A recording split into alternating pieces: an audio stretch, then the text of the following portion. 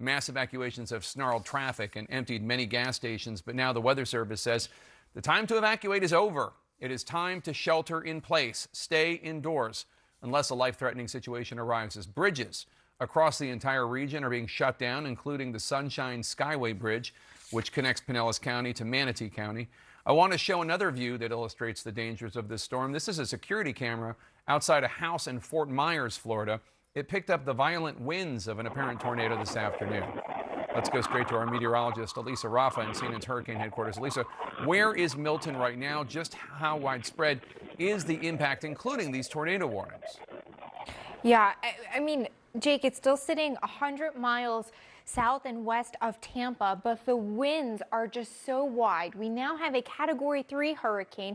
It's got winds at 125 miles per hour at its center. So it is still a major hurricane. And don't let the category number fool you. We have these tropical storm force winds that stretch 310 miles. This has more than doubled the size from what it was yesterday. Like we were talking about, when the intensity fluctuated, look at how much wider it got. A wider storm means more people will be impacted across the state because these winds are just far-reaching. You can see wind gusts are already nearing 50 miles per hour in St. Petersburg, Naples, and Miami as well. These outer bands that have been coming onshore all day have been nasty. We're talking about a record number of tornado warnings for the state, which is, you know, we get tornadoes with landfalling hurricanes, but this has just been excessive today. And what has been remarkable about these tornado warnings is a lot of them have had a considerable damage tag, meaning that the tornado was so large and so dangerous they were worried about the breadth of damage that tornado could cause. I mean, look at just these cells that have just been popping from all of these tornadoes all day across South Florida. The tornado watch continues until 9 o'clock this evening. Winds will continue to spread across the state. Hurricane force winds from coast to coast. You have those major hurricane force winds in the purple there from Tampa down to Fort Myers. And even, you know, no matter what the intensity is, it will drag the ocean with it. It has been sitting over the ocean for days now. So we are really worried about that storm surge. Even if the wind speed in the center is coming down, that ocean is not. 9 to 3 feet of storm surge from Sarasota down towards Fort Myers, 8 to 12 feet going into the Tampa Bay area. Again, even up to 8 feet down towards Naples and Marco Island. And this is the unsurvivable part that the officials have been warning about. This is what we are worried about, Jake. All right, Elisa Rafa, stand by. We're going to come back your way in a little bit as Milton moves in towards Florida. The Weather Service now says the time to evacuate is over. CNN's Brian Todd is in Tampa, Florida for us, highlighting the struggles of those who decided to leave and the struggles of those who opted to stay. Tonight, Florida bracing for impact as Hurricane Milton begins to come ashore. Milton's outer band bringing multiple tornadoes today, with more likely to come as the storm gets closer to landfall, forecast to hit as at least a Category 3 hurricane in just a few hours. The National Weather Service is warning that Milton could be one of the most destructive hurricanes to ever hit west central Florida. Millions have been urged to evacuate. Long lines of cars and backed up traffic from the areas expected to be hit the hardest, showing that many have been listening. We were glad that people chose to leave, seeing where they lived, and were evacuating to get to safety. But even for those who decide to leave, challenges on the way. More than 1,700 gas stations in Florida were already out of fuel Wednesday morning. I would prefer to be at the house and to be stranded in the middle of the street somewhere where that's just as dangerous. And even those who feel confident in their decision to stay admit there's only so much you can prepare for a storm like Milton. What else is kind of having you and your family a little bit worried right now? Definitely a north move in the track. You know, if it keeps coming north, you know, we could be in trouble. And officials reminding those that stay that when the worst of the storm hits, they will be on their own. When you make that call for help, I can't imagine what you would feel when you ask for help and it's too dangerous and help's not coming. Don't be that person.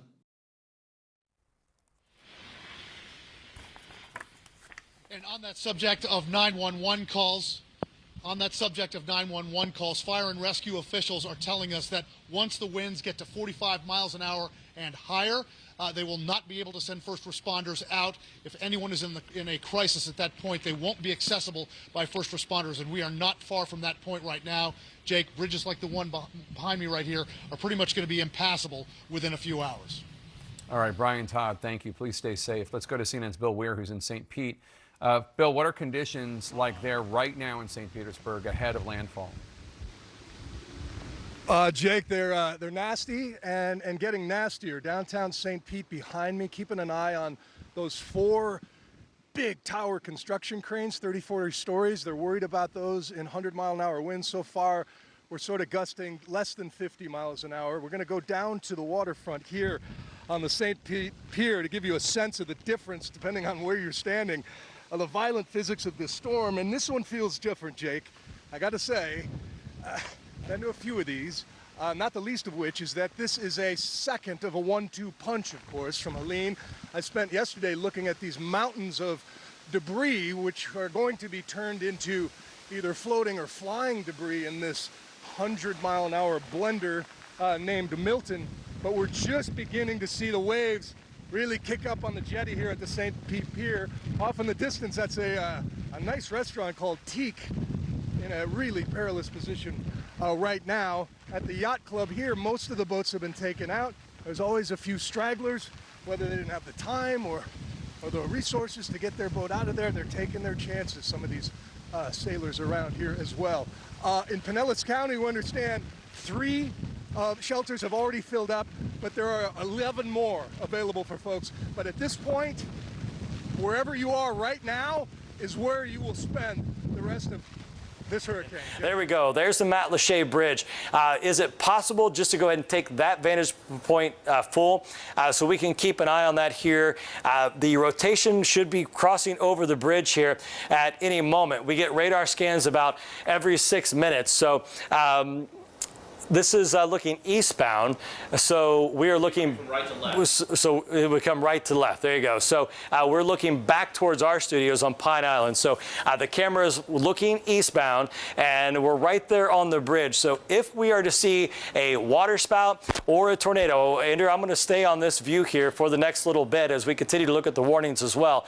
But we are going to watch the right-hand side of your screen, and if we were to see swirls in the water, perhaps it's going to start on the right-hand side of your screen and move off to the left. And as we continue to look at our instrumentation here, we've got several different areas of rotation moving through Southwest Florida, and this is one of them that is particularly dangerous here for us. What you may see besides some swirl in the water here as well is what appears to be some kind of wall of water or limited visibility on the right-hand side. And as that moves across, that would be a waterspout, or if it was over land, would have been a tornado, and it would be sucking up water, and it would appear as a wall of water coming through. Obviously, the heavy rain is impeding any kind of visibility. You can see first responders there at the Matlacha Bridge, I'm sure helping keep traffic off the island here this morning. So we're going to keep it on this view right now, because as that rain picks up, that is that circulation that is going to move right over the camera, and we might be able to pick up if indeed there is a waterspout or what was a tornado. We might see it here in the next little bit. So we're going to stay on top of this, and we've got Amy and Brett here in the studio as well. They're watching it. If you guys happen to see something while Andrew and I are getting the latest warnings, please yell. Obviously, the rain is picking up as that particular thunderstorm moves over that area too. This is a very dangerous situation. Look, Trent, look at the water on the right side. There you go. See the water, Andrew? Right there. Right there's your rotation.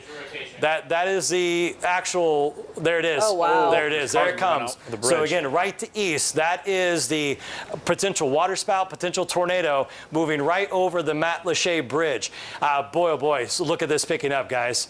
This is why you shouldn't be on the roads right now. This is a great reminder that this vehicle is stuck right in the middle. This is why we told you guys you had to evacuate early this morning. So we have got a very distinct rotation showing up right now on the velocity images. This is passing over the Matlacha Bridge. This vantage point is looking from west, looking eastbound towards our studio. So this is going to continue to move over Matlacha, and you can see those intense winds really moving that camera around, and it seems to be getting worse as that rotation is moving right over the Matlacha Bridge. Wow. Unbelievable. Almost zero visibility at this just point. Unbelievable here. Andrew, this has got to be it, right? This is it. Wow. And so talk to me a little bit, you guys. This is Amy joining Trent and Andrew. Talk to me about. Can we open Amy and Brett's microphone? Yeah, all mics are on. So, man, those first responders, you see, this isn't even really the thick of it, right? These are just those first few bands, Trent. This is that first main rain band that's moving through, and this was the one that we talked about in our morning coverage. Every single one of these cells was rotating. All right, we just got a new radar scan 2 is pulling right over the bridge as we speak, and you can see how intense the winds are in that circulation. Look at this. Look how bad this is right now. How long does something like this typically last for people who are in that area?